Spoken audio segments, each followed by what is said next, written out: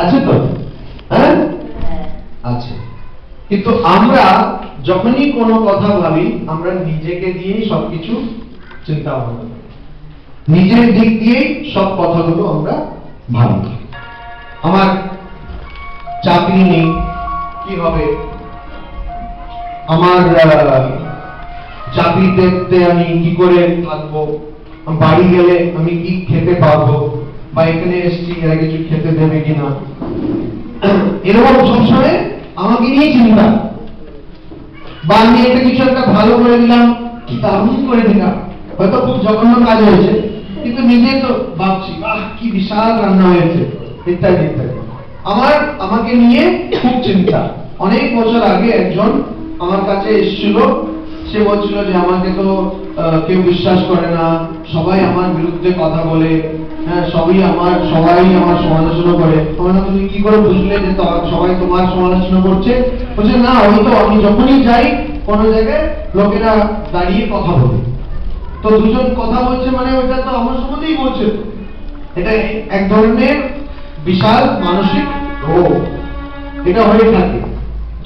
একজন আছে, তার সামনে কেউ দুজন কথা বলে নিশ্চয়ই আমার সম্বন্ধে বলছে, আমার কিছু সমালোচনা করছে। তো আমি ওকে বললাম, দেখো ভাই, সংসারটা হচ্ছে কত বড়, আর তুমি এখানে ক্ষুদ্র থেকে ক্ষুদ্রতম। লোকেদের আরো অনেক কিছু কাজ আছে, সবাই তোমাকে নিয়ে কেউ টেনশন করছে না, তোমাকে নিয়ে কেউ ভাবছে না, এই জন্য তুমিও ভেবো না। তো আমাদের রাগ হয় কেন? আমরা নিজেকে নিয়ে বড্ড বেশি ভাবি। আমরা অনেক কিছু চিন্তা, এটা হইলে কি করে হবে, ওটা হইলে হয়ে যাবে, কিছু হবে না। তুমি যা করবে তার ফলটা পাবেই পাবে, আর তার বেশি কিছু হবে না। এই জন্য ডেল কার্নেগি, কজন নাম শুনেছো? Del Carnegie,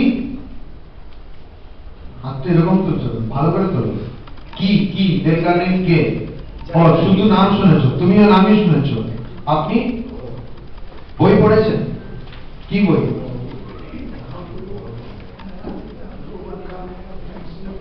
How to win friends and influence people. তো ডেল কার্নেগি উনি অনেক বই লিখেছেন, যেমন কি করে বন্ধু বাড়ানো যাবে, কি করে মানুষকে প্রভাবিত করানো যাবে, how to win friends and influence people, তার সবচেয়ে বিখ্যাত বই। উনি আরেকটা বই লিখেছেন, সেটা হচ্ছে how to stop worrying and start living. মানেটা বুঝতে পেরেছেন তো? হাউ টু স্টপ ওয়ারিং অর্থাৎ চিন্তা করাটা বন্ধ করব কি করে, এন্ড স্টার্ট লিভিং জীবন যাপনটা শুরু করব কি করে। তো এই বইটা বাংলাতে অনুবাদ আছে, অবশ্যই কিনবেন আর পড়বেন, বেশি দাম নয়, 40-50 টাকা দাম। কিনবেন আর পড়বেন। ওখানে উনি বলছেন, যখনই আমরা বেশি চিন্তা করতে শুরু করি কি হয়, আমরা শুধু চিন্তাই করে যাই, সারা দিন দিনের পর দিন চিন্তা চলছে, কি হবে কি হবে কি হবে, শেষে দেখা যায় কিছুই হলো না, শুধু সময় নষ্ট হলো। তো আমাদের কি করতে হবে? একটা খাতা নিতে হবে, খাতা নিয়ে পাকা করা হবে, খাতা নিয়ে ওটাকে লিখতে হবে যে এই যার জন্য আমি চিন্তা করছি তার থেকে কি সবচেয়ে খারাপ কি হতে পারে, সবচেয়ে খারাপ কি হতে পারে, সেটা লিখে দিলেন তো খাতায় বা একটা পাতায়।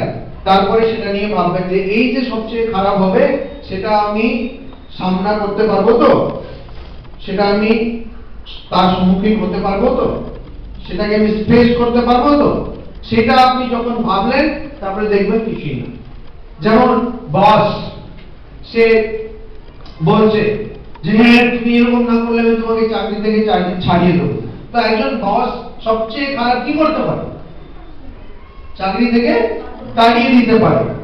আর সবার তো একটু কিছু তো থাকে ব্যাংকে, তো 1-2 মাস চাকরি না থাকলেও চলে যাবে, তারপরে চাকরি পেয়েই যাবে। তো কিন্তু লোকেরা এই জন্যই ভয় পায়, বসকে ভয় পায় কেন? যখন কি হবে, চাকরি চলে গেলে কি হবে, কিছু হবে না, ভালোই হবে, আর একটা ভালো চাকরি পাবে, আরো সুন্দর থাকে। তো আমাদের এই চিন্তা করার জন্য কি হয়, যখন খুব চিন্তা করি তখন কি আমাকে ডিস্টার্ব করবে না, আমি খুব চিন্তা করছি, যেন খুব আইনস্টাইন। তো নিজেকে নিয়ে ভাবাটা হচ্ছে সবচেয়ে প্রধান সমস্যা। আর এটা কেন হয়? যেহেতু আমার জীবনের পরিকল্পনা আমার নেই। ঠিক আছে, কারো কোনো প্রশ্ন? কোনো প্রশ্ন নেই? কোনো প্রশ্ন নেই? ঠিক আছে। আর একটা রাগের বিষয়, বিশেষ করে এখন মোবাইলের যুগে, হ্যালো হ্যালো, এই শুনতে পাচ্ছি না, কাট। তারপরে আবার ফোন করো, হ্যালো বলছি তো শুনতে পাচ্ছি না, তুমি বাইরে এসে ফোন করো, কাট। তারপরে আবার ফোন করবো, হ্যালো সিগন্যাল পাচ্ছি না, দূর আবার পাওয়া যাচ্ছে।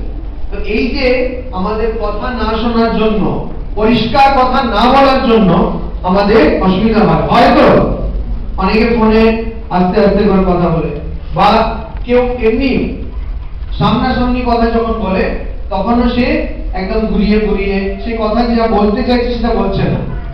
হ্যাঁ, আজে বাজে সব যত জিনিস বলছে, সময় নষ্ট করছে। আমাদের রাগ হয় কি হয় না?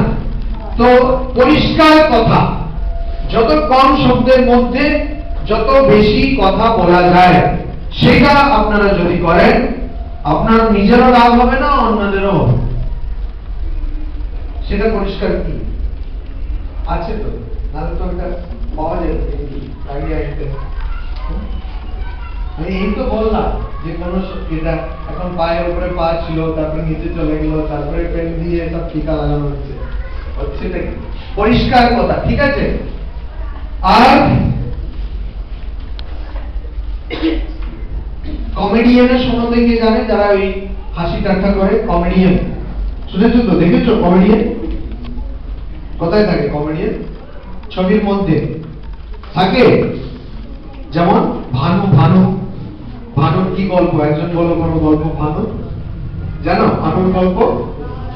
হ্যাঁ, সেটা তো ছবির না। ভানুর কোন জোকস জানো? ওই দুই কান কথা আছে, জানো? আরে জানো না সত্যি? আরে দুই খান কথা আছে, কেউ জানে না? বড়রা কেউ জানেন তো? কি জব বলুন? উনি চাকরির জন্য ইন্টারভিউ দিতে বললেন যে আমি চাকরি করবো, তা বলছে আপনাকে যদি বাইরে পাঠানো যায়, বলছে বাইরে পাঠানো আমার কোনো কথা আছে। আমি বলবো, আমি জবটা জানি। উনি চাকরির জন্য কলকাতায় এসেছে, ওই ওই এর নাম হচ্ছে কলকাতা বিভ্রাট, না কলকাতায় ভানু। তো কলকাতা চাকরির জন্য গেছে, অবশ্য বাংলা ভাষায় কথা বলে। হ্যাঁ, আমি পারবো না সেটা, কিন্তু গল্পটা হচ্ছে এটাই। তখন ও গেছে, একজন সাধু মহাত্মাকে চিনেন, ওর মামাকে, তার কাছে পাঠিয়েছে। সে ওকে একজন আর্মি অফিসারের কাছে পাঠিয়েছে। আর্মি বুঝেন তো, মিলিটারি অফিসারের কাছে পাঠিয়েছে। তো মিলিটারি অফিসারের কাছে গেছে, বলছে আমি তো এখানে চাকরির জন্য এসেছি। তো বলছে ঠিক আছে, তোমার চাকরি হবে। তো বলে আমার তাহলে দুখান কথা আছে, দুইখান কথা আছে, বাঙালি ভাষা। তো বলে আমার দুটো কথা আছে, কি? যে আমাকে কি যুদ্ধে পাঠানো হবে? তো বলে হ্যাঁ পাঠানো হবে। তাহলে আমার যদি না যুদ্ধে পাঠানো যদি না হয়, তাহলে আমার কোনো কথা নেই, আর যুদ্ধে যদি পাঠানো হয় তাহলে দুটো কথা আছে। তাহলে কি? আচ্ছা, যুদ্ধে আমাকে যদি পাঠানো হয় তাহলে কি আমি মরে যেতে পারি? আর যদি না মরে যেতে পারি আমার কোনো কথা নেই, কিন্তু মরে যেতে পারি যদি, তাহলে দুটো কথা আছে।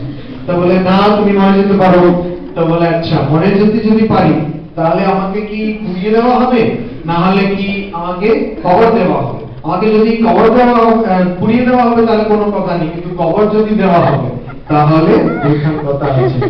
তো এবারে বলছে যে আচ্ছা দুইখান কথা আছে। এবারে বলছে যে কবরই দেওয়া হবে। ওইদিকে ওর রক্তচাপটা বেড়ে যাচ্ছে, হ্যাঁ, রাগটা বাড়ছে। বলছে কিরকম মানুষ রে বাবা, চাকরির জন্য এসছে, আবার আমাকে এত প্রশ্ন করছে, আমি তো প্রশ্ন করবো। তো বলছে যে হ্যাঁ, কবরই দেওয়া হবে। বলে আমাকে যদি কবর দেওয়া হয়, আর সেটা কি এমনি বাড়ি যে জমিতে হয় সেই জমিতে হবে, বা যেখানে চাষ হবে সেই জমিতে হবে? যদি যে জমিতে বাড়ি হবে ওখানে হলে কোনো কথা নেই, কিন্তু যেখানে চাষ হবে সেই জমিতে হলে দুটো কথা।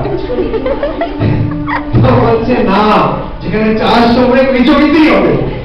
তো বলছে যে ঠিক আছে, যেখানে চাষ হবে ওই জমিতে হবে। ওখানে কি চাষ হবে? ধান চাষ হবে বা গাছগুলো চাষ হবে? যদি ধান চাষ হয় তাহলে কোনো কথা নেই, আর যদি গাছগুলো চাষ হয় তাহলে অবশ্যই দুটো কথা আছে। তো বলে গাছই চাষ হবে। এদিকে ওর শব্দটা বাড়ছে, গলাটা বাড়ছে। তারপরে বলছে যদি গাছ চাষ হয় তাহলে ওখানে এমনি গাছ যদি চাষ হয় তাহলে কোনো কথা নেই, কিন্তু কাগজের গাছ যদি চাষ হয় তাহলে আমার দুটো কথা আছে। মানে কাগজের গাছ মানে গাছ থেকে তো কাগজ হয়, কাগজ তৈরি হয়, তো কাগজের গাছই চাষ হবে। বলে কাগজের গাছ যদি চাষ হয় তাহলে কাগজ, ওই যে কাগজ হবে ওই গাছ থেকে, ওখান থেকে সেটা কি এমনি কাগজ হবে, খাতা কলমের কাগজ হবে, তাহলে আমার কোনো কথা নেই। কিন্তু যদি ওটা দিয়ে টয়লেট পেপার হয় তাহলে আমার কথা, দুটো কথা আছে। তো বলছে না টয়লেট পেপার, তো বলছে ওইটা যদি টয়লেট পেপার হয় আর ওইটা যদি এমনি ছেলেরা ব্যবহার করে তাহলে আমার কোনো কথা নেই, কিন্তু যদি মেয়েরা ব্যবহার করে তাহলে আমার একখানা কথা আছে। এবারে একখানা হলো, বলছে যে মেয়েরাই ব্যবহার করবো তাহলে আমি শুনতে যাবো না, বুঝলে? এটা ভানুর গল্প, ইন্টারনেটে পাবে। তো কথাটা হচ্ছে এই ভানু বা চার্লি চ্যাপলিন, নাম শুনেছো তো? চার্লি চ্যাপলিন, ভানু বা এই ধরনের যত, আইএস জওহর বলে একজন ছিলেন, হিন্দি ফিল্মে কমেডি করতেন, এই ধরনের যত কমেডিয়ান রয়েছেন তাদের জীবনটা যদি তোমরা দেখো তাহলে দেখবে যে ওরা প্রচুর দুঃখ পেয়েছে। যেমন চার্লি চ্যাপলিন, যাদেরকে মানে কমেডিয়ানদের রাজা মানা হয়, সে খুব দুঃখ পেয়েছে নিজের জীবনে, কষ্ট পেয়েছে, আর তারা হেসে হেসেই কষ্টকে ভুলে গেছে। তো রসিকতা করলে কিন্তু এই ওটা পাওয়ার দাও, ওটা দিয়ে দাও, হ্যাঁ। তো রসিকতা করলে কিন্তু আমাদের অনেক কষ্টই আমরা ভুলে যাই, বুঝতে পারছো তো? আচ্ছা,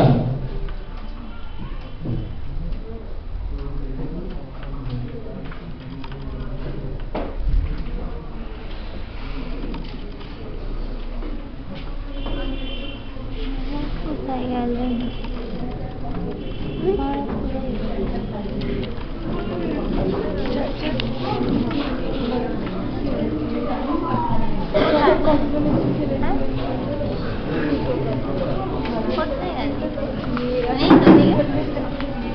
খাওয়ার পরে আমরা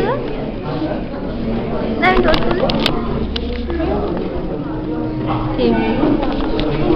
তুলি দাঁড়া দাঁড়া কি করছিস? সেটা ভিডিও হচ্ছে কি? দাঁড়া